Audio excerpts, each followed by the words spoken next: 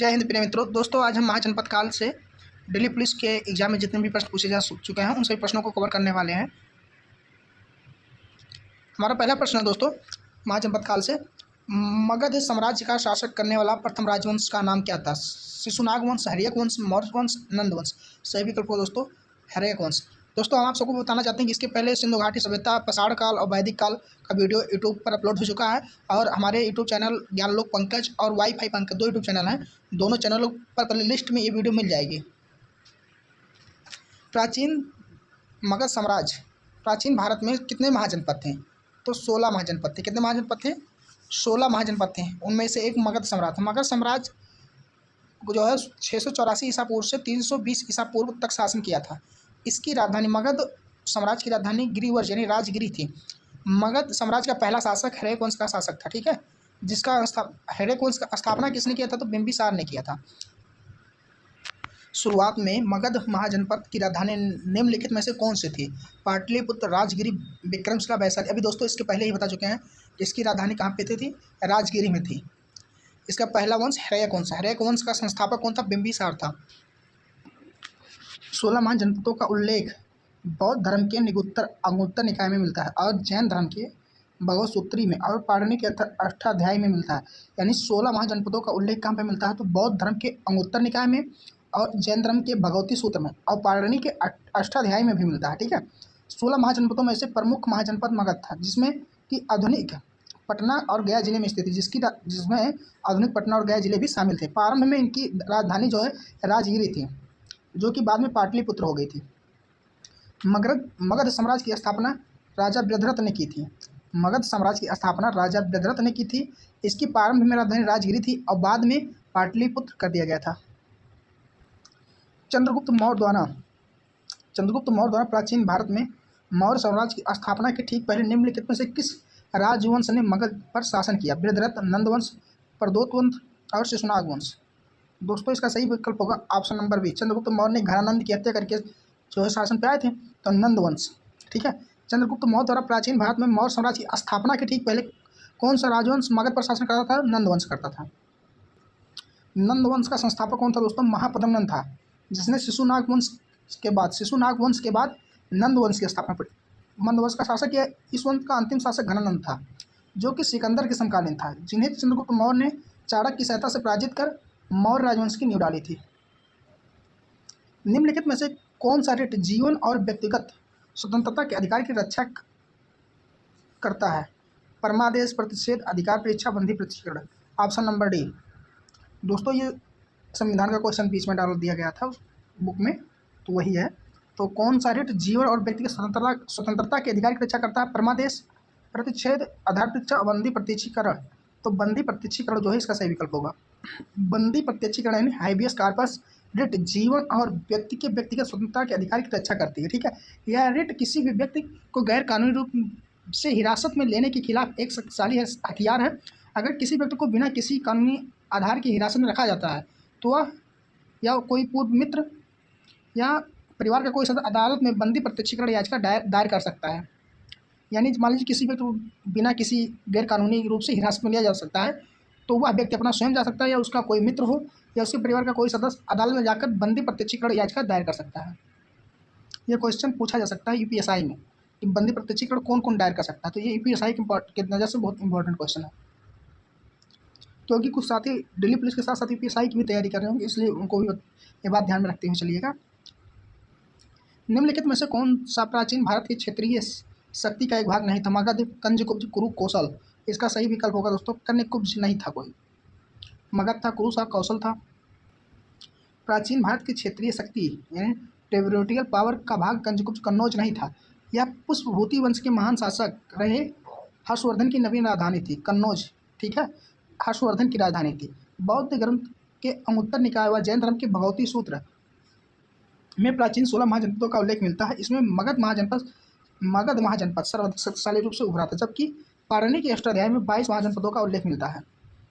एक मिनट यहाँ देखिएगा, बौद्ध धर्म की किस अंगुत्तर निकाय में जो है 16 महाजनपद और जैन धर्म के भगवती सूत्र के अनुसार 16 महाजनपदों का उल्लेख है, और इनमें सर्वाधिक शक्तिशाली कौन था? मगध महाजनपद था। ठीक है, जबकि पाणिनि के अष्टाध्यायी के अनुसार 22 महाजनपदों का उल्लेख मिलता है। ये भी प्रश्न पूछा है कि पाणिनि कि अष्टाध्यायी के अनुसार कितने महाजनपद थे, तो वहाँ 22 ऑप्शन होगा। और नॉर्मली भी पूछता है कितने महाजनपद हैं, तो 16 होगा। निम्नलिखित में से कौन मगध के शक्तिशाली शासकों में से एक था? बिंबिसार, राजा भोज, हर्ष, ड्रेस। इसका सही विकल्प हो दोस्तों बिंबिसार। मगध में सबसे शक्तिशाली राजाओं में से एक था, निम्न में से, तो बिंबिसार था। 16 महाजनपदों में मगध महाजनपद सर्वाधिक शक्तिशाली महाजनपद था। महाजनपद प्राचीन भारत में राज्य या प्रशासनिक इकाई को कहा जाता है। महाजनपद प्राचीन भारत में राज्य या प्रशासनिक इकाई को कहा जाता था। यानी महाजनपद के, जैसे हमारे यहाँ इसमें 28 राज्य है, तो उस समय प्राचीन भारत में जो महाजनपद कहा जाता था उसमें 16 महाजनपद था। इसका विस्तार उत्तर में गंगा और पश्चिम में सोन और दक्षिण में दलाचित पठार क्षेत्रों से घिरा हुआ था। इस साम्राज्य का सबसे महत्वाकांक्षी शासक बिंबिसार था। अन्य कुशल शासकों में अजातशत्रु और महापद्मनंद थे। जनपद काल के दौरान विश्व शब्द का अर्थ क्या होता था? साधारण लोग, दुश्मन, शाही अधिकारी या पुजारी। साधारण लोग। जनपद काल में साधारण लोगों को विश्व कहा जाता था। ठीक है। जनपद वैदिक भारत के प्रमुख राज्य थे। 6ठी ईस्वी पूर्व तक लगभग 22 जनपद थे। विकास प्रक्रिया के क्रम के बाद ये जनपद आगे चलकर महाजनपद में तब्दील हो गए। भारतीय महाद्वीप में इस तरह 16 महाजनपद थे। इनमें कुछ एकतांत्रिक, कुछ गणतांत्रिक थे, जिनकी जानकारी बौद्ध धर्म के अंगुत्तर निकाय और जैन धर्म के भगवती सूत्र से प्राप्त होता है। महाजनपद युग के दौरान उज्जैन डैश राजधानी थी। कौशल, अवंती, पंचाल, मगध। इसका सही विकल्प हो दोस्तों अवंती। अवंती महाजनपद को 2 भागों में विभाजित था। अवंती महाजनपद 2 भागों में विभाजित था। ठीक है। यह मालवा प्रांत में और उज्जैन, महेशमती के रूप में क्रमशः उत्तरी और दक्षिणी अवंती राजधानी थी। इसके राजा प्रबोध बुद्ध को समकालीन उनकी पुत्री उदयन से किया था। पुत्री का विवाह उदयन से किया था। इसके बाद प्रदोत भगवान बुद्ध के अनुयायी बन गए और इस राज्य बौद्ध धर्म की प्रमुखता से उभरा। मगध में निम्नलिखित में से किसके शासकों में से किसके बारे में कहा जाता है कि उन्होंने वज्जी को हराने के लिए बुद्ध की सलाह लेने के लिए वत्सार नाम के अपने मंत्री को भेजा था? यानी वज्जी को हराने के लिए बुद्ध की सलाह लेने के लिए वत्सार नाम के अपने मंत्री को भेजा था। अजातशत्रु, बिंबिसार, शिशुनाग और बिंदुसार। इसका सही विकल्प दोस्तों अजातशत्रु। अजातशत्रु दोस्तों ये बिंदुसार का पुत्र था, जो कि महावीर स्वामी और गौतम बुद्ध दोनों लोगों के समकालीन था। ठीक है। अजातशत्रु वज्जियों पर आक्रमण करना चाहते थे और बुद्ध की सलाह लेने के लिए अपने मंत्री वत्स्यकार को बुद्ध के पास भेजा था। अजातशत्रु ने अंग, लिच्छवी, वज्जी, कौशल और काशी जनपदों को अपने राज्यों में मिलाकर एक विस्तृत साम्राज्य की स्थापना की थी। ये सबसे इंपॉर्टेंट इतिहास है दोस्तों। अजातशत्रु के समय में सबसे महान घटना बुद्ध का महापरिनिर्वाण हुआ था। ठीक है। यानी अगर ये क्वेश्चन बनता कि बुद्ध के महापरिनिर्वाण के समय में जो मगध का शासक कौन था, तो अजातशत्रु थे। महापद्मनंद डैश साम्राज्य का शासक था। अवंती, वत्स, कौशल, मगध। इसका सही विकल्प दोस्तों मगध के। महापद्मनंद नंद वंश का संस्थापक और मगध साम्राज्य का सबसे शक्तिशाली शासक था। ठीक है। महापद्मनंद ने कई जनपदों को जीतकर एक विशाल साम्राज्य की स्थापना की और केंद्रीय शासन प्रणाली की नींव रखी। इसलिए इसे केंद्रीय शासन पद्धति का जनक भी कहा जाता था। केंद्रीय शासन पद्धति का जनक किसे कहा जाता था? महापद्मनंद को। महापद्मनंद को केंद्रीय शासन पद्धति का जनक कहा जाता था। ठीक है। प्रायः प्राचीन भारत में उपज का 1/6वां हिस्सा कर के रूप में निर्धारित किया गया था, जिसे डैश कहा जाता था। हिस्सा, भाग, खंड, साला। सही विकल्प होगा भाग। 16 जाने माने महाजनपदों में सबसे महत्वपूर्ण महाजनपद कौन था? मगध, कौशल, वत्स, अंग। तो इसका सही विकल्प होगा मगध। सूरसेन महाजनपद की राजधानी कहाँ थी? सूरसेन महाजनपद की राजधानी कहाँ थी? विराटनगर, तक्षशिला, काशी, मथुरा। सही विकल्प होगा दोस्तों मथुरा में। सूरसेन मथुरा के उत्तर पश्चिम में स्थित था। इस महाजनपद की राजधानी मथुरा थी। यहाँ का शासक अवंती पुत्र था, जो महात्मा बुद्ध का शिष्य था। ठीक है। मगध महाजनपद के 2 बहुत ही शक्तिशाली शासक थे, बिंबिसार, अजातशत्रु, वत्स्यकार। तो इसका सही विकल्प कौन सा होगा दोस्तों? वत्स्यकार जो है एक मंत्री था। ठीक है। तो इसका पहला और दूसरा दोनों ऑप्शन नंबर सी, पहला और दूसरा सही होगा। ठीक है। हिरण्यक वंश का संस्थापक बिंबिसार महाजनपद का वास्तविक संस्थापक माना जाता है। मगध महाजनपद का वास्तविक संस्थापक बिंबिसार को माना जाता है। बिंबिसार ने अंग महाजनपद को जीतकर अपने साम्राज्य में मिला लिया और वैवाहिक संबंधों के द्वारा अपनी स्थिति मजबूत कर ली। और मगध की प्रारंभिक राजधानी राजगिरी या गिरिवर्ष थी तथा बाद में पाटलिपुत्र को अपनी राजधानी बनाया था। अजातशत्रु मगध का दूसरा शक्तिशाली शासक था। इसने वज्जी संघ और काशी के मगध साम्राज्य में मिलाया। अजातशत्रु के शासनकाल के दौरान बुद्ध को निर्वाण प्राप्त हुआ था। अभी पीछे भी बता दें, अजातशत्रु के शासनकाल के दौरान जो है बुद्ध को महापरिनिर्वाण प्राप्त हुआ था और राजगिरी के सप्तप्रणी गुफाओं में प्रथम बौद्ध संगीति का आयोजन हुआ था, जबकि वत्सकार अजातशत्रु का मंत्री था। अभी बताएं पीछे भी, जो वत्सकार को अजातशत्रु ने बुद्ध के पास सलाह लेने के लिए भेजा था। बिंबिसार निम्नलिखित राजवंशों में से किसके संस्थापक थे? नंदवंश, मौर्य, हर्यक वंश, गुप्त वंश। सही विकल्प होगा दोस्तों हर्यक वंश के। हर्यक वंश का प्रथम शक्तिशाली शासक बिंबिसार था। इसने जो मगध साम्राज्य का वास्तविक संस्थापक भी माना जाता था। इसकी राजधानी गिरिवर्ष पाटलिपुत्र थी। ठीक है। इस वंश का अंतिम शासक उदयन का पुत्र नागदशक था। मतलब हर्यक वंश का अंतिम शासक उदयन का पुत्र नागदशक था। ठीक है दोस्तों, महाजनपद काल से इतने ही प्रश्न पूछे गए थे। इस बुक में इतने प्रश्न दिए गए हैं। अब आगे जैन धर्म, बौद्ध धर्म और पारसी यहूदी धर्म दिया गया है। इसका भी कुछ क्वेश्चन करवाएंगे ताकि अगले वीडियो में कवर हो जाए। भगवान बुद्ध की जयंती को मनाने के लिए कौन सा त्यौहार मनाया जाता है? बैसाख, परिनिर्वाण, कथिना, उल्बाना। इसका सही विकल्प होगा दोस्तों बैसाख। बुद्ध पूर्णिमा को भगवान बुद्ध के जन्म, ज्ञान की प्राप्ति और महापरिवार के उपलक्ष्य में मनाया जाता है। यह दिन बौद्ध धर्म के लोगों के लिए बहुत महत्वपूर्ण होता है। बुद्ध पूर्णिमा यानी पूर्णिमा के दिन भगवान बुद्ध का जन्म भी हुआ था, ज्ञान की प्राप्ति भी पूर्णिमा के दिन हुई थी, और महापरिनिर्वाण की प्राप्ति जो है ये भी पूर्णिमा के दिन हुई थी। इसलिए ये तीनों कार्य जो है एक ही दिन हुए थे। मतलब एक ही दिन, मतलब सब पूर्णिमा पड़ती नहीं है हर महीने में, तो पूर्णिमा के दिन हुई थी। इसलिए यह दिन बहुत महत्वपूर्ण होता है और इसे बुद्ध जयंती या बैसाख के नाम से जाना जाता है। निम्नलिखित में से किस स्थान पर महापरिनिर्वाण बुद्ध के अवशेष मिले हैं? यह वह स्थान है जहाँ पर 6.1 मीटर लंबी शयन मुद्रा में भगवान बुद्ध की प्रतिमा का निर्माण किया गया है। वैशाली, कुशीनगर, बेथीपाड़ा, बोधगया। इसका सही विकल्प दोस्तों कुशीनगर में ही भगवान बुद्ध को महापरिनिर्वाण की प्राप्ति हुई थी। ठीक, महापरिनिर्वाण की प्राप्ति हुई थी। बौद्ध धर्म के संस्थापक गौतम बुद्ध का जन्म 563 ईसा पूर्व कपिलवस्तु के निकट लुम्बिनी नामक ग्राम में हुई थी। ये बहुत इंपॉर्टेंट है दोस्तों। 563 ईस्वी में इनका जन्म हुआ था और इनका देहांत जो है 483 ईस्वी में, जिसे महापरिनिर्वाण कहा जाता है, 483 ईस्वी में, और 80 वर्ष की आयु में कुशीनगर में देहांत हुआ था, जिसे महापरिनिर्वाण के रूप में जाना जाता था। यहाँ पर 6.1 मीटर लंबी शयन मुद्रा में इनकी प्रतिमा का निर्माण किया गया है। निम्नलिखित में से कौन सी कंपनी भारत में नवरत्न या महारत्न कंपनी नहीं है? भारतीय औद्योगिक वित्त निगम, इंडियन ऑयल कॉर्पोरेशन, राष्ट्रीय थर्मल कॉर्पोरेशन, तेल और प्राकृतिक गैस निगम। इसका सही विकल्प होगा ऑप्शन नंबर ए, भारतीय औद्योगिक वित्त निगम। दोस्तों ये बीच बीच में ये प्रश्न आ गए हैं। अभी देखिए पॉलिटी का आया था, अब देखिए रत्न और महारत्न कंपनियों से संबंधित आ गया है। मौर्य काल की जानकारी के स्रोत दीपवंश और महावंश नामक बौद्ध ग्रंथ निम्नलिखित में से किस देश से संबंधित है? भारत, म्यांमार, चीन, श्रीलंका। सही विकल्प होगा दोस्तों श्रीलंका से संबंधित है। मौर्य काल की जानकारी के स्रोत दीपवंश और महावंश नामक बौद्ध ग्रंथ का संबंध श्रीलंका से। दीपवंश, महावंश श्रीलंका और भारत के प्राचीन इतिहास के बारे में जानकारी देने वाली पाली भाषा का ग्रंथ है। यह बौद्ध धर्म का प्राचीनतम ग्रंथ त्रिपिटक पर आधारित है। भगवान महावीर द्वारा निर्वाण प्राप्त करने के उपलक्ष्य में बिहार की पावापुरी में जैन समुदाय द्वारा निम्नलिखित में से कौन सा त्यौहार मनाया जाता है? ज्ञान पंचमी, देव दीपावली, रोड तीज, पर्युषण। इसका सही विकल्प होगा दोस्तों देव दीपावली, जो अभी कुछ दिन पहले ही मनाया गया है।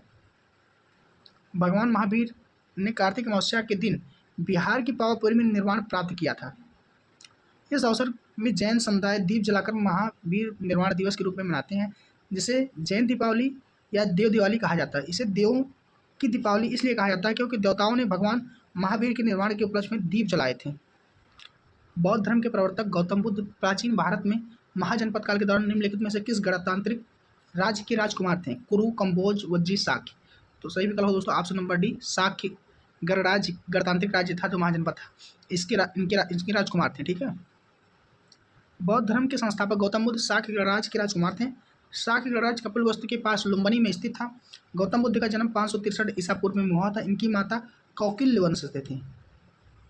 बौद्धों द्वारा निर्मित कनेरी गुफा निम्नलिखित में से किस राज्य में स्थित है? गुजरात, बिहार, महाराष्ट्र, मध्य प्रदेश। सही विकल्प होगा दोस्तों महाराष्ट्र में। कनेरी गुफाएं महाराष्ट्र राज्य के मुंबई में के संजय गांधी राष्ट्रीय उद्यान में स्थित है। एक प्रश्न यहाँ से बना दोस्तों, संजय गांधी राष्ट्रीय उद्यान कहाँ स्थित है? मुंबई में। कनेरी गुफाएं कहाँ स्थित है? महाराष्ट्र में। जो प्राचीन बौद्ध गुफाएं परिसर में से एक है। इन गुफाओं का निर्माण बौद्ध भिक्षुओं द्वारा 2वीं शताब्दी से 6ठी शताब्दी के बीच किया गया था। गुफाओं में चैतन्य स्तूप वाला पूरा कक्ष और विहार भिक्षुओं को रहने के लिए बौद्ध प्रतिमाएं बनी हुई हैं। किस प्रसिद्ध चीनी दार्शनिक और विद्वान ने अपनी शिक्षाओं में नैतिक मूल्यों, पारिवारिक संबंधों और सामाजिक सद्भावना को महत्व पर जोर दिया था? कन्फ्यूशियस। इसका सही विकल्प होगा कन्फ्यूशियस। निम्नलिखित में से कौन सा बौद्ध ग्रंथ बौद्ध भिक्षु नागसेन और इंडो-ग्रीक राजा मिनांडर के मध्य वार्तालाप पर आधारित है? प्रज्ञापारमिता, महावंश, धम्मपद, मिलिंद-पन्हु। इसका सही विकल्प हो दोस्तों मिलिंद-पन्हु। मिलिंद-पन्हु बौद्ध धर्म के एक महत्वपूर्ण ग्रंथ है। ठीक है, यह दार्शनिक संवाद है जो भारत और यूनानी राजा मिनांडर और बौद्ध भिक्षु नागसेन के बीच हुई थी। यानी जो यूनानी राजा मिनांडर थे, ये बौद्ध भिक्षुक से प्रश्न पूछते थे, तो उन्होंने जो प्रश्न पूछा और जो उनका उत्तर दिया, बस वही लिखा गया इसमें। यह पाली भाषा में लिखा गया था। मिलिंद-पन्हु की रचना 2री शताब्दी ईसा पूर्व में हुई थी। मिलिंद-पन्हु नागसेन और मिलिंद के बीच हुई संवाद का एक संग्रह है। मिनांडर को बौद्ध धर्म में किसने परिवर्तित किया? नागसेन, बुद्धघोष, अश्वघोष, भद्रबाहु। इसका सही विकल्प दोस्तों नागसेन ने। मिनांडर एक इंडो-ग्रीक शासक था जिसने नागसेन नामक बौद्ध भिक्षुक से प्रभावित होकर बौद्ध धर्म अपनाया था। यह घटना बौद्ध धर्म के प्रचार प्रसार में महत्व मानी जाती थी। मिलिंद-पन्हु नामक ग्रंथ में नागसेन और मिनांडर के बीच हुए संवादों का उल्लेख मिलता है। 6ठी शताब्दी ईसा पूर्व के दौरान श्रवण परंपरा भाग के रूप में गंगा घाटी में निम्नलिखित में से कौन सा नया धार्मिक और सामाजिक आंदोलन शुरू हुआ था? इस्लाम, ईसाई धर्म, बौद्ध धर्म, सूफीवाद। इसका सही विकल्प हो दोस्तों बौद्ध धर्म। 6ठी शताब्दी ईसा पूर्व के दौरान श्रवण परंपरा के भाग के रूप में गंगा की घाटी में कौन सा नया धार्मिक और सामाजिक आंदोलन शुरू हुआ था? बौद्ध धर्म शुरू हुआ था। 6ठी ईसा पूर्व के दौरान श्रवण परंपरा के भाग में गंगा घाटी में बौद्ध धर्म नामक धार्मिक और सामाजिक आंदोलन शुरू हुआ था। इस धर्म के संस्थापक गौतम बुद्ध थे। इन्हें एशिया का ज्योतिपुंज कहा जाता था। बहुत इंपॉर्टेंट क्वेश्चन है दोस्तों, इसका हम कलर बता देते हैं। देखिए, एशिया का ज्योतिपुंज किन्हें कहा जाता है? तो एशिया का ज्योतिपुंज इन्हें कहा था गौतम बुद्ध को। हार्मिका। निम्नलिखित में से किस प्रकार का वास्तुकला की एक महत्वपूर्ण स्थापत्य विशेषता? मस्जिद, गिरजाघर, मंदिर, स्तूप। इसका सही विकल्प दोस्तों स्तूप का। बौद्ध वास्तुकला में हार्मिका एक बालकनी जैसी संरचना होती है जो स्तूप के ऊपर स्थित होती है और देवताओं के निवास का प्रतीक माना जाता था। सांची के स्तूप में हार्मिका एक बालकनी जैसी संरचना के रूप में पाई जाती है। सांची के स्तूप में अभी भी बना है हार्मिका एक बालकनी जैसी संरचना के रूप में पाई जाती है। यहाँ ऐसा माना जाता है कि देवताओं का निवास का प्रतीक होता है ये। बौद्ध और बौद्ध संतों के अवशेषों को स्थापित करना या धार्मिक महत्व घटनाओं पर स्मरण करने के लिए बनाए गए हैं। चैतन्य विहार, स्तंभ, स्तूप। सही विकल्प दोस्तों स्तूप। दोस्तों हमारा सब क्वेश्चन कंप्लीट हो गया। आज तो प्रैक्टिस सेट में 1 नंबर से शुरू हुआ था, आगे ऐसे ही सिस्टमेटिक ढंग से चलता रहेगा। कल किन्हीं कारणों से वीडियो नहीं बन पाया था और आगे चलते हैं अगले प्रश्न पे। गौतम बुद्ध बौद्ध धर्म के संस्थापक थे। इनका जन्म 553 ईसा पूर्व लुम्बिनी नेपाल में हुआ था। बौद्ध धर्म का लक्ष्य क्या था? ज्ञान और निर्वाण प्राप्त करना। स्तूप बौद्ध धर्म और बौद्ध संतों के अवशेषों को स्थापित करने या धार्मिक महत्व की घटनाओं को स्मरण करने के लिए बनाए गए थे। यानी जो स्तूप बनाए गए थे ना, वो बौद्ध और बौद्ध संतों के अवशेषों को स्थापित करने और धार्मिक महत्व की घटनाओं को मतलब याद रखने के लिए बनाए गए थे। चैतन्य बौद्ध धर्म का पूजा स्थल और विहार बौद्ध धर्म के अनुयायियों के लिए बनवाया गया निवास था। चैतन्य क्या होता है? चैत्य क्या होता है? चैत्य तो बौद्ध धर्म का जो पूजा स्थल होता है उसे चैत्य कहा जाता है। और विहार क्या होता है? विहार राज्य नहीं, विहार बौद्ध धर्म से संबंधित था। तो विहार जो बौद्ध धर्म के अनुयायी थे उनके रहने के लिए जो बनवाया गया था उससे विहार कहा जाता है। अगला प्रश्न है दोस्तों, डैश बौद्ध और संतों के अवशेषों को स्थापित करने के लिए धार्मिक महत्व घटनाओं को स्मरण करने के लिए क्या बनवाया गया था? स्तूप। शायद ये क्वेश्चन फिर से आ गया क्या दोस्तों? एक मिनट देखते हैं। देखिए दोस्तों, ये क्वेश्चन 100 नंबर पर भी पूछा गया, यानी दिल्ली पुलिस ड्राइवर में 21/10/2022 को पूछा गया था। यही सेम क्वेश्चन जो है, अच्छा ये क्वेश्चन रिपीट हो गया है, 2 बार बुक में दिया। ठीक है, आगे चलते हैं। इसका हिस्ट्री फैक्ट देखते हैं। स्तूप बौद्ध धर्म और बौद्ध संतों के अवशेषों को स्थापित करने के लिए धार्मिक महत्व के घटनाओं को स्मरण करने के लिए बनवाए गए थे। स्तूप का विकास मुख्यतः मौर्य सम्राट अशोक के द्वारा 3री शताब्दी में किया गया था। मध्य प्रदेश की राजधानी भोपाल की सीमा समीप सांची स्तूप बौद्ध स्तूपों के लिए विश्व प्रसिद्ध है। निम्नलिखित में से किस शासक ने को बौद्ध ग्रंथों द्वारा प्रियदासी या प्रियदर्शी कहा गया है? अशोक, बिंदुसार, अजातशत्रु और बिंबिसार को। सही विकल्प होगा दोस्तों अशोक को। इसे प्रियदासी या प्रियदर्शी कहा गया है। बौद्ध ग्रंथों में अशोक को प्रियदासी या प्रियदर्शी कहा गया है। अशोक महान मौर्य साम्राज्य के तीसरे सम्राट थे। मौर्य जो युद्ध के साथ धम्म यानी धम्म का अर्थ होगा पवित्र सामाजिक आचरण की अवधारणा के विकास और बौद्ध धर्म के प्रचार प्रसार के लिए जाने जाते हैं। ठीक है। बौद्ध ग्रंथों अभिलेखों के अनुसार अशोक को देवानाम प्रिय यानी देवताओं का प्रिय और प्रियदर्शी यानी देखने में सुंदर के रूप में जाना जाता है। यानी बौद्ध ग्रंथ के अनुसार और अभिलेखों के अनुसार अशोक को देवानाम प्रिय यानी देवताओं का प्रिय और प्रियदर्शी के रूप में जाना जाता है। जैन संस्थाओं को दान की गई भूमि जैन संस्थाओं को दान की गई भूमि चोल शिलाओं में डैश डैश के रूप में वर्णित किया गया है। पल्ली छंदम ब्रह्मदेव बेल ननवगई देवदान। सही विकल्प दो पल्ली छंदम। चोल शिला लेखों में जैन संस्थाओं को दान में दी गई भूमि को पल्ली छंदम कहा जाता था। शासकों द्वारा ब्राह्मणों को दी जाने वाली भूमि को ब्रह्मदेव कहलाती थी और मंदिरों को उपहार में दी गई वाली भूमि को देवदान और गैर ब्राह्मण किसानों को दी गई भूमि बेलन वगई कहा जाता था। ये बहुत इंपॉर्टेंट है दोस्तों। यहाँ से 4 क्वेश्चन देखने मिलते हैं। चोल शिलालेखों में जैन संस्थाओं में जो दान दी गई थी भूमि थी उसे जैन संस्थाओं में जो दान दिए थे उसे पल्ली छंदम कहते हैं। ठीक है। जो जैन धर्म को दान में दिया जाता था उसे पल्ली छंदम और शासकों द्वारा ब्राह्मण को दिया जाता था ये ब्रह्मदेव कहलाती थी। और मंदिर को उपहार में दी जाने वाली भूमि देवदान और गैर ब्राह्मण जो ब्राह्मण नहीं थे और किसान थे उनको जो भूमि दी गई थी उसे बेलन वगई कहा जाता था। बौद्ध धर्म में त्रिपिटक शब्द का अर्थ 3 डैश डैश है। सड़कें, मकान, पेड़, टोकरी। सही विकल्प पर दोस्तों टोकरी। महात्मा बुद्ध के परिनिर्वाण के बाद समस्त उपदेशों के जो गौतम बुद्ध भगवान के उपदेश थे ना उनको 3 भागों में संकलित किया गया जो त्रिपिटक कहलाए। एक था विनय पिटक, सूत्र पिटक, अधिधम पिटक के नाम से विख्यात हुआ था। त्रिपिटक एक संस्कृत शब्द है जिसका अर्थ होता है 3 टोकरी। क्या अर्थ होता है त्रिपिटक का? 3 टोकरी संस्कृत भाषा का अर्थ। ठीक है, शब्द है। 3 पिटक बहुत महत्वपूर्ण है। विनय पिटक, सूत्र पिटक, अधिधम पिटक। बौद्ध परिषद जिसने जो 2 भागों में बौद्ध धर्म में अंतिम विभाजन का नेतृत्व किया था हीनयान और महायान को निम्नलिखित में से किस साइट पर उल्लेखित किया गया था? राजगिरी, कश्मीर, वैशाली, पाटलिपुत्र। सही विकल्प होगा कश्मीर।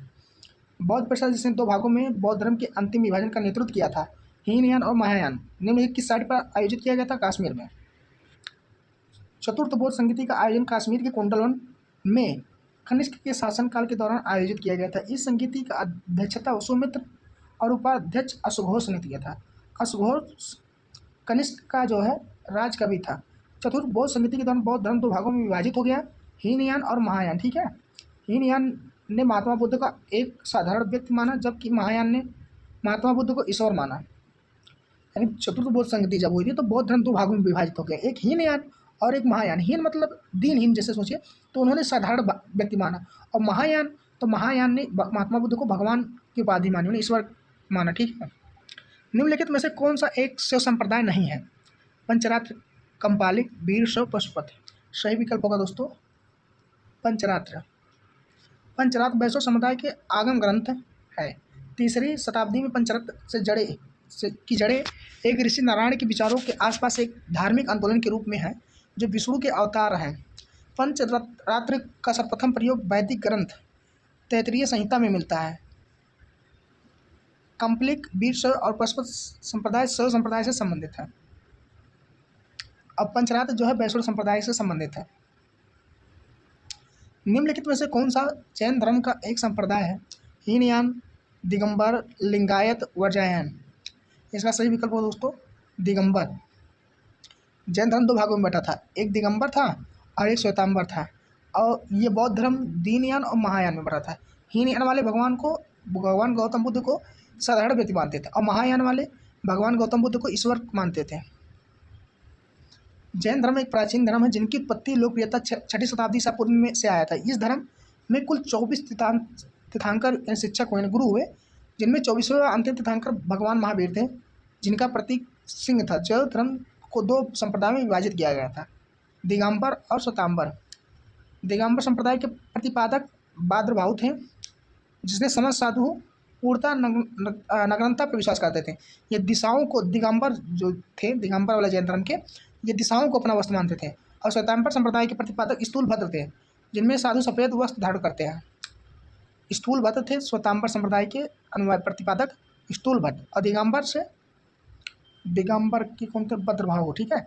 इन्होंने दिशाओं को वस्त्र बना, और श्वेतांबर श्वेत मतलब सफ़ेद वस्त्र, तो इन्होंने सफ़ेद वस्त्र धारण करते थे। अष्टांगिक माने 8 प्रकार के पथ का तत्व ज्ञान निम्नलिखित में किसके द्वारा प्रतिपादित किया गया था? शंकराचार्य, गौतम बुद्ध, रामानुज, महावीर स्वामी। सही विकल्प होगा दोस्तों गौतम बुद्ध। अष्टांगिक मार्ग भगवान बुद्ध की प्रमुख शिक्षाओं में से एक है। दुखों से मुक्ति पाने वाले यौन तत्व ज्ञान के साधन के रूप में बताया गया। अष्टांगिक का अर्थ होता है 8 अंगों वाला। अष्टांगिक का अर्थ होता है 8 अंगों वाला। ये अष्टांगिक मार्ग 3 भागों में सम्यक प्रज्ञा, सम्यकशील, सम्यक समाधि के अंतर्गत आते हैं। बुद्ध के अष्टांगिक मार्ग को 8 मार्ग सम्यक दृष्टि, सम्यक संकल्प, सम्यक वाक, सम्यक कर्म, सम्यक आजीविका, सम्यक प्रयास, सम्यक स्मृति और सम्यक समाधि है, ठीक है। धर्मचक्र प्रवर्तन नामक बौद्ध धर्म आयोजित निम्नलिखित में किस स्थान पर किया गया था? धर्मचक्र प्रवर्तन नामक बौद्ध आयोजन निम्नलिखित में किस स्थान पर किया गया था? बोध गया, लुम्बिनी, सारनाथ, कुशीनगर। सही विकल्प होगा दोस्तों सारनाथ में। भगवान बुद्ध ने अपना पहला उपदेश सारनाथ में दिया था। ज्ञान प्राप्ति करने के बाद भगवान बुद्ध ने सारनाथ गए। ज्ञान प्राप्ति के बाद सबसे पहले भगवान बुद्ध सारनाथ गए थे और उन्होंने 5 ब्राह्मण सन्यासियों को अपना प्रथम उपदेश दिया था, जिसे बौद्ध धर्म ग्रंथों में धर्मचक्र प्रवर्तन के नाम से जाना जाता है। भगवान बुद्ध के बचपन का नाम सिद्धार्थ था। उनका जन्म लुम्बिनी में 563 ईस्वी में इच्छुक वंशीय क्षत्रिय शाकुल वंश के राजा शुद्धोधन के घर में हुआ था। निम्नलिखित में से कौन सा विशेषता बौद्ध धर्म को जैन धर्म से अलग करती है? सत्कार्यों में विश्वास, जीवित प्राणियों पर अहिंसा, वेदों की सत्ता की अस्वीकृता, आचरण और आत्मनिर्माण का चरम स्वरूप। इसका सही विकल्प हो दोस्तों ऑप्शन नंबर डी, आचरण और आत्मनिर्माण का चरम स्वरूप, ठीक है। बौद्ध धर्म गौतम बुद्ध के जीवन और शिक्षाओं पर केंद्रित है, जबकि जैन धर्म महावीर के जीवन और शिक्षाओं पर आधारित है। बौद्ध धर्म जो है गौतम बुद्ध के जीवन और शिक्षाओं पर आधारित है। जैन धर्म महावीर स्वामी के जीवन और शिक्षाओं पर केंद्रित है। दोनों धर्म में बहुत सी मूलभूत बातें समान हैं और दोनों धर्म की शब्दावली और नैतिक सिद्धांत समान है, परंतु यहाँ तो ठीक है। प्रसिद्ध जैन विचारक वर्धमान महावीर का जन्म निम्नलिखित में से किस शताब्दी में हुआ था? 25, चौथी, छठी, तीसरी। सही विकल्प होगा 6ठी शताब्दी में हुआ था। प्रसिद्ध जैन विचारक वर्धमान महावीर स्वामी का जन्म 6ठी शताब्दी में वैशाली के कुंड ग्राम में हुआ था। इनके पिता का नाम सिद्धार्थ और माता का नाम त्रिशला था। 30 वर्ष की आयु में महावीर स्वामी ने अपने बड़े भाई नंदीवर्धन की अनुमति लेकर गिरि त्याग कर दिया। इन्होंने अपना पहला उपदेश राजगिरी में के निकट बिचुलाचल पहाड़ी पर दिया था। जैन धर्म के विचारक वर्तमान, ठीक है। पारसनाथ डैश जैन तीर्थंकर थे। 10वें, 23वें, 24वें। प्रथम ये 23वें थे, ठीक। पहले कौन थे? ऋषभदेव थे, आदिदेव ऋषभदेव, आदि शंकर ऋषभदेव थे। 24वें तीर्थंकर महावीर स्वामी थे। ये जो प्रथम है इनकी मूर्ति हमारे यहाँ अयोध्या में बनी हुई है, मतलब इनका जन्म यही माना जाता है अयोध्या में, और इनकी मंदिर है यहाँ जय मंदिर। और पारसनाथ के 23वें तीर्थंकर जो हैं पारसनाथ थे और 24वें महावीर स्वामी थे। ये तीनों बहुत इंपॉर्टेंट हैं। जैन धर्म के 23वें तीर्थंकर पारसनाथ थे। जैन धर्म में कुल 24 तीर्थंकर हुए थे। पारसनाथ का जन्म उत्तर प्रदेश के वाराणसी जिले में हुआ था। इनका चिन्ह सर्प था। इसके प्रथम तीर्थंकर ऋषभदेव, जबकि अंतिम तीर्थंकर जो है महावीर स्वामी थे। बुद्ध का जन्म स्थल एक प्राकृतिक कुंज था। उसे किस नाम से जाना जाता था? लुम्बिनी, पावापुरी, उज्जैन, कुशीनगर। इसका सही विकल्प हो दोस्तों लुम्बिनी में। बुद्ध का जन्म लुम्बिनी में हुआ था, जो कि प्राकृतिक कुंज था। यह नेपाल की कपिलवस्तु में स्थित। इसे यूनेस्को के द्वारा विश्व विरासत सूची में शामिल किया गया। बुद्ध को कुशीनगर में महापरिनिर्वाण की प्राप्ति हुई थी। उल्लेखनीय है कि पावापुरी में जैन के 24वें तीर्थंकर महावीर स्वामी को मोक्ष की प्राप्ति हुई थी। तो महावीर स्वामी को मोक्ष की प्राप्ति कहाँ पे हुई थी? पावापुरी में। कश्मीर में चतुर्थ बौद्ध परिषद का आयोजन यानी बौद्ध संगीति का आयोजन निम्नलिखित में किसके द्वारा किया गया था? सही विकल्प होगा दोस्तों कनिष्क के द्वारा। कुषाण वंश का संस्थापक कनिष्क के शासनकाल में चतुर्थ और अंतिम बौद्ध संगीति का आयोजन हुआ था। प्रथम संगीति कश्मीर के कुंडल वन में आयोजित हुआ था। प्रथम कहाँ हुआ था? कश्मीर के कुंडल वन में। इस संगीति के अध्यक्ष वासुमित्र और उपाध्यक्ष अश्वघोष थे। इसी में बौद्ध धर्म हीनयान और महायान 2 संप्रदाय में विभाजित हुआ था। यानी पहले ही बौद्ध संगीति में जो है बौद्ध धर्म 2 भागों में विभाजित हुआ था। पहला कहाँ हुआ था? कश्मीर के कुंडल वन ग्राम में। निम्नलिखित में से कौन सा युग्म सुमेलित है? बौद्ध चतुर्थ बौद्ध संगीति राजगिरी, द्वितीय विराटनगर, प्रथम कश्मीर, तृतीय पाटलिपुत्र। इसका सही विकल्प होगा दोस्तों तृतीय बौद्ध संगीति जो होती है पाटलिपुत्र में हुई थी। दोस्तों ये चार्ट बहुत इंपॉर्टेंट है, आप सब स्क्रीनशॉट लेकर रख लीजिए एक बार। प्रथम बौद्ध संगीति 483 ईसा पूर्व में राजगिरी में हुई थी इसके शासनकाल में अजातशत्रु के शासनकाल में। द्वितीय वैशाली में हुई थी इसके काल अशोक के शासनकाल में। तृतीय पाटलिपुत्र में हुई थी अशोक के शासनकाल में। चतुर्थ कुंडलवन में कनिष्क के शासनकाल में। इसका एक ट्रिक होता है ए के, ठीक है। निम्नलिखित में से किसने अपने अधिकांश उपदेश गिरधकूट में दिए? गुरु नानक, गौतम बुद्ध, रामकृष्ण परमहंस, महावीर स्वामी। सही विकल्प होगा दोस्तों गौतम बुद्ध है, ठीक है। गिरधकूट जिसे पाली भाषा में गिज्झकूट कहा जाता है, यह बिहार राज्य के नालंदा जिले में राजगीर पहाड़ियों के पास स्थित पहाड़ी है। महात्मा बुद्ध ने अपने अधिकांश उपदेश दिए। महात्मा बुद्ध ने अपना पहला उपदेश बनारस के पास स्थित सारनाथ में दिया था, ठीक है। पहला उपदेश सारनाथ में महात्मा बुद्ध ने। हर्ष के शासनकाल के दौरान कन्नौज सभा निम्नलिखित संप्रदायों के सिद्धांतों का प्रचार करने के लिए आयोजित किया गया था। हीनयान, महायान, श्वेतांबर, इनमें से कोई नहीं। सही विकल्प होगा महायान। हर्षवर्धन बौद्ध धर्म के महायान मतानुयायी सम्राट थे। इनके समय में 663 ईस्वी में कन्नौज में सभा हुई जिसका उद्देश्य महायान धर्म का प्रसार करना था। इस सभा में हेंगसांग भी भाग लिया था। हर्षवर्धन एक सही सम्राट था जो कि सभी धर्मों का आदर करता था, ठीक है। मठ कहाँ है? इसका सही विकल्प होगा दोस्तों लद्दाख में। थिसेक्स मठ प्रसिद्ध बौद्ध मठ है जो कि लद्दाख के लेह शहर के पूरब में थिसेक्स गांव में स्थित है। इसे भारत का छोटा पोतला भी कहा जाता है, ठीक है। दक्षिण पूर्व एशिया में प्रचलित बौद्ध धर्म शाखा का नाम बताइए। वज्रयान, थेरवान, महायान, उपरोक्त में से कोई नहीं। इसका सही विकल्प होगा दोस्तों थेरयान। जैन गुरुओं या अध्यापकों को क्या कहा जाता था? इसका सही विकल्प होगा दोस्तों तीर्थंकर। जैन गुरुओं और अध्यापक को क्या कहा जाता था? तीर्थंकर कहा जाता था। निम्नलिखित में से कौन सी भाषा बुद्ध द्वारा बोली जाती थी? इसमें से कोई नहीं। पाली भाषा बोलते थे, ठीक है दोस्तों। भगवान बुद्ध द्वारा कौन सी भाषा बोली थी? पाली। और जैन धर्म द्वारा प्राकृत भाषा, ठीक है। और बौद्ध धर्म पाली, जैन धर्म प्राकृत। भगवान गौतम बुद्ध अपने उपदेश पाली भाषा में देते थे, अर्थात गौतम बुद्ध बोलने के लिए पाली भाषा का प्रयोग करते थे। बुद्ध के समय पाली भाषा शिक्षित और पुजारियों और पंडितों द्वारा बोली जाती थी। ध्यान है कि गौतम बुद्ध की त्रिपिटक पाली भाषा में है। त्रिपिटक पाली भाषा में है। पाली भाषा की लिपि क्या थी? ब्राह्मी लिपि थी, ब्राह्मी लिपि। बौद्ध संघ के नियम का उल्लेख मिलता है विनय पिटक में। बौद्ध संघ के नियमों का उल्लेख कहाँ मिलता है? विनय पिटक में।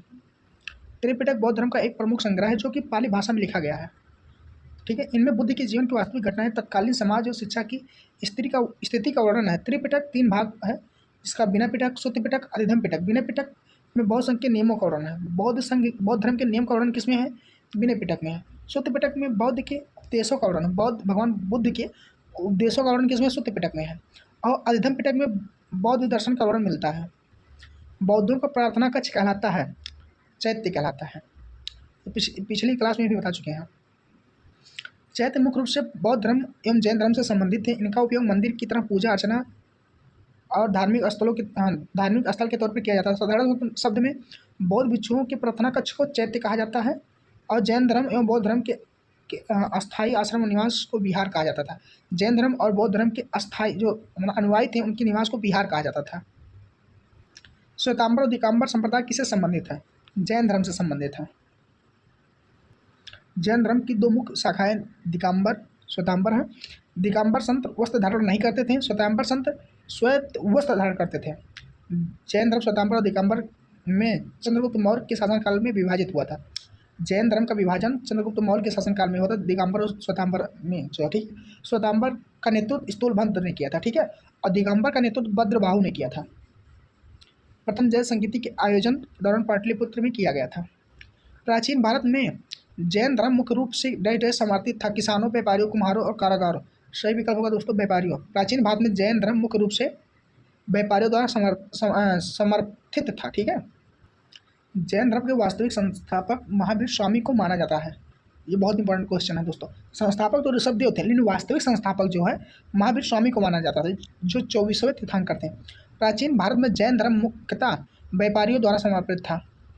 जैन धर्म को मानने वाले राजा उदयन, चंद्रगुप्त मौर्य, खारवेल आदि थे। जैन धर्म के प्रथम तीर्थंकर ऋषभदेव माने जाते हैं जबकि महावीर स्वामी 24वें अंतिम तीर्थंकर थे।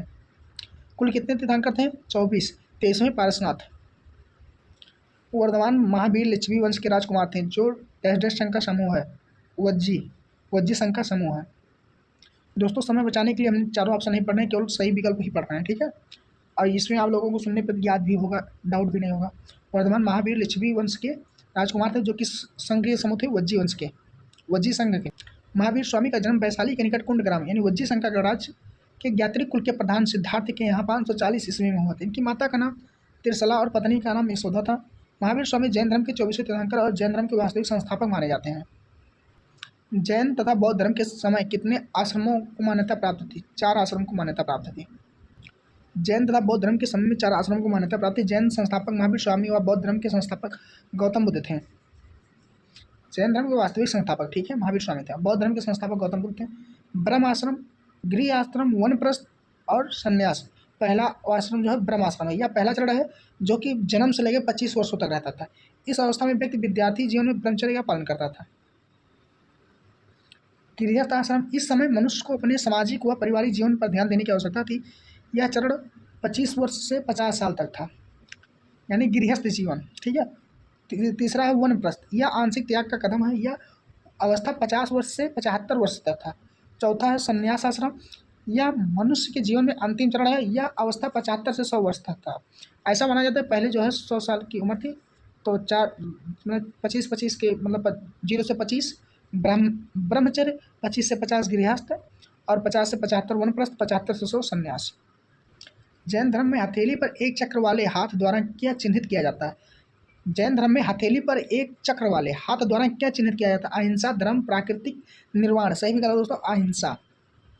जैन धर्म के वास्तविक संस्थापक 24वें एवं अंतिम तीर्थंकर महावीर स्वामी थे। जैन धर्म में 5 महाव्रत हैं, ठीक है। जैन धर्म में 5 महाव्रत, अहिंसा, सत्य, अपरिग्रह, अस्तेय और ब्रह्मचर्य। दोस्तों 5 महाव्रत में पहला महाव्रत अहिंसा, दूसरा सत्य, तीसरा अप्रिय और चौथा अस्तेय, ये पारसनाथ ने जोड़ा था। और चौथा 5वां जो महाव्रत था ब्रह्मचर्य, ये जैन धर्म के वास्तविक संस्थापक जो हैं महावीर स्वामी द्वारा जोड़ा गया था। जैन धर्म में एक हथेली पर चक्र वाले हाथ द्वारा अहिंसा को चिन्हित किया जाता है। किसे? अहिंसा को चिन्हित किया जाता है। बुद्ध किस वंश से संबंधित थे? ज्ञात्री, मौर्य, शाक्य, कुरु। सही विकल्प दोस्तों शाक्य वंश से संबंधित थे। बुद्ध शाक्य वंश से संबंधित है, जो कि बौद्ध धर्म के संस्थापक गौतम बुद्ध थे। इन्हें एशिया का ज्योतिपुंज कहा जाता है। यह क्वेश्चन जरूर याद रखिएगा दोस्तों। एशिया का ज्योतिपुंज किसे कहा जाता था? लाइट ऑफ एशिया भी कहा जाता है, ठीक है। एशिया का ज्योतिपुंज भगवान गौतम बुद्ध को कहा जाता था। और इनके बचपन का नाम सिद्धार्थ, इनकी पत्नी का नाम यशोधरा, इनके पुत्र का नाम राहुल, पत्नी का नाम यशोधरा, ठीक है। तो दोस्तों आज हमने महाजनपद काल भी पूरा कर लिया। जैन धर्म, बौद्ध धर्म और पारसी अयोध्या धर्म भी कंप्लीट हो गया। दोस्तों कल हमारा क्लास जो होगा मौर्य साम्राज्य पे होगा। दोस्तों अब हम जो है क्लास हमारा 45-50 मिनट तक होगा, क्योंकि पेपर जल्दी ही है। और हमको काफ़ी बच्चों को कमेंट आना, सर इस क्लास थोड़ा ड्यूरेशन बढ़ाइए, जल्दी क्वेश्चन करवाए, ताकि जो है क्लास जल्दी रिवीजन हो सके, पूरा बुक की रिवीजन करवाया जा सके। इसलिए इस बात को ध्यान में रखते हुए हम जो है एक ही वीडियो में जो है 50-60 क्वेश्चन जितना हो पाएगा 1-2 चैप्टर करवाने की कोशिश करेंगे। धन्यवाद। यहाँ तक आप सबको वीडियो देखने के लिए। दोस्तों वीडियो अच्छी लगी हो तो लाइक करिएगा, एक प्यारा सा कमेंट जरूर करिएगा, ताकि हमको पढ़ने में भी अच्छा लगे कि इतने मेहनत करने के बाद लोगों का क्या रिस्पॉन्स है। आप लोग कुछ लोग हैं कि क्लास देखकर चले जाते हैं, कोई कमेंट, कृपया कमेंट जरूर कर दीजिएगा, ठीक है। धन्यवाद। जय हिंद, जय भारत। आपका दिन शुभ हो।